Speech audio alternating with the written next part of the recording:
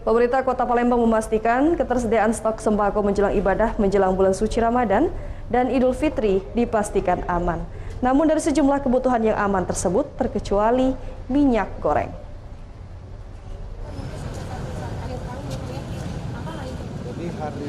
Pemerintah Kota Palembang memastikan ketersediaan stok sembako menjelang ibadah bulan suci Ramadan dan Idul Fitri aman. Hal itu ditegaskan Wakil Wali Kota Palembang Fitriyanti Agustinda usai meninjau gudang Perum Bulog di Free Sumatera Selatan di Jalan Perintis Kemerdekaan.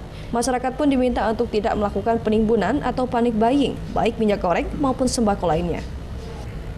Sejauh ini Pemkot Palembang dan Perum Bulog rutin menggelar operasi pasar di berbagai pasar tradisional untuk memenuhi kebutuhan pangan dengan harga terjangkau. Bulog memastikan stok beras sebanyak 20.000 ton cukup untuk 6 bulan ke depan dan akan terus ditambah. Pihaknya juga akan menyediakan daging beku sebanyak 400 ton sebagai alternatif warga untuk kebutuhan daging. Pada prinsipnya sampai dengan akhir tahun kondisinya aman, masyarakat tidak perlu cemas, tidak perlu khawatir.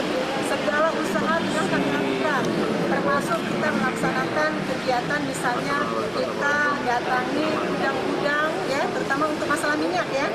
Kita datangi gudang-gudang yang memang mereka juga menjadi distributor besar dan kita minta untuk supaya nantinya ya produsen dan minta supaya nantinya lebih memenuhi kebutuhan dari masyarakat Kota Palembang. Semua stok sembako dipastikan aman, terkecuali minyak goreng yang hingga kini masih cukup langka di pasaran. Di gudang Bulog, stok minyak goreng masih sekitar 60.000 liter dari total sebanyak 200.000 liter yang dijual sejak Februari lalu lewat operasi pasar. Stok bahan pokok yang ada di Bulog Sulsel ini relatif aman, sangat cukup. Terus untuk beras itu sebanyak 20.000 ton. Jadi untuk 6 bulan ke depan itu pun kita tambah stoknya.